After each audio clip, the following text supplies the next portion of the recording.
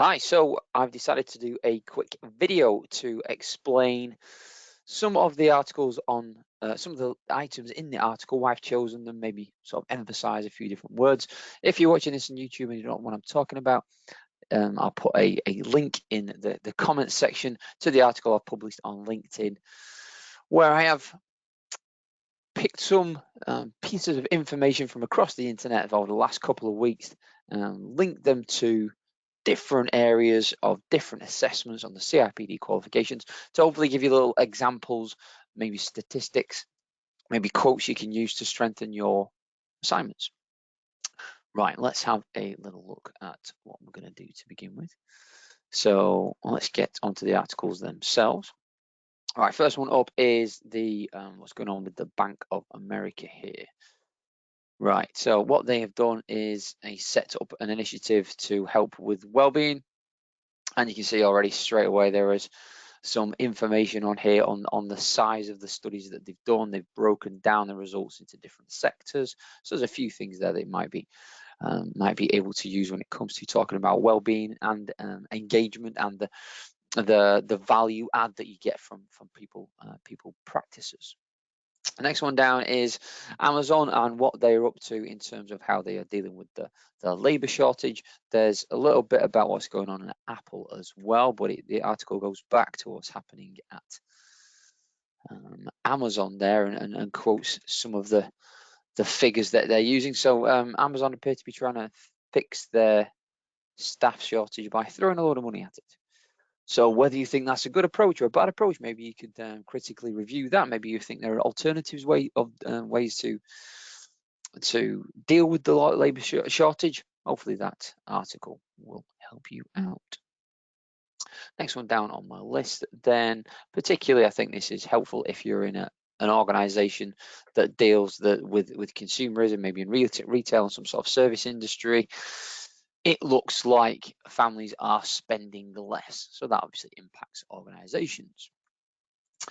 Further down the way there, we have the Great Resignation, this grandiose title that is being used to describe how it seems more likely that more people will be changing, leaving their jobs, or are maybe doing that over the coming kind of months and years. I guess I don't know how long it'll last.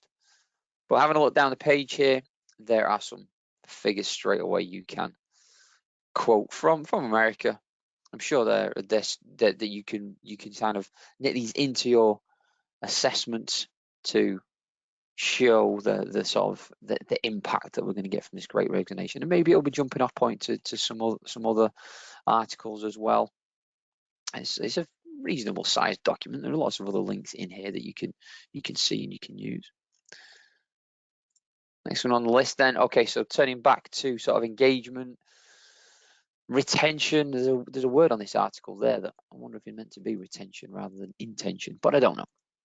Anyway, I digress. You've got some articles on here. There's a study of an organization in Taiwan here where they found that the impact of a good person supervisor has had on the organization in terms of engagement. So you might be able to use that. And what else have I got to say about that article? Not much off the top of my head. I'll probably remember as soon as I press stop record. But let's move on to the next one anyway. So we have people management. Obviously, this is people management is part of your CIPD package, so you know it's a good source. Lots of talk about Plan B now. Right, well, okay, what about if you just want a little sort of nice, easy read, succinct read about what it is and will it happen and what are the risks to my organization? Here we are. There's a nice little article that again might be jumping off point to further research. Next one down the way is there's questions about diversity and inclusion in your units, particularly one that asks for steps towards implementing so improving diversity and inclusion. This article hasn't got diversity on it, but it does have some actual steps for increasing and improving inclusion. So short article, food for thought, may be able to use it, may give you something that you would then help to understand, right, I've got inclusion now, where do I go with diversity as well? For the data analysis units, I chose this one. Okay, why do I need to do critical analysis? What is it? What's wrong with just believing the data that I've been given? Why do I have to analyze it? I could talk to you about it. Other facilitators can talk to you about it. This is a conversational piece, a nicely written piece that just talks about why you just can't believe the facts as they are. You have to know the kind of different angles to come at the data. Is it recent? Is it fair? Is it encompassing the right kind of demographics I need it to? Yeah, nice easy read article. Gives you another point of view on why critical analysis is necessary. Final one on the list this week is about the ethnicity pay gap. This will fit in with several units, I think several elements of different assessments where you are looking at things that impact organizations, of course, where you're looking at anywhere that needs a people management initiative to address and come up with a solution based on some feedback. This one could help. There's also the fact that there's a moral case to it, so you could maybe use this for questions around ethics as well, and why this needs to be highlighted. And bonus, I think, to this particular page, you've got a report and you've got an actual case study as well that you could use as an example. So I think that would strengthen the use of this particular item. Right, that was a quick run through. I hope that was helpful.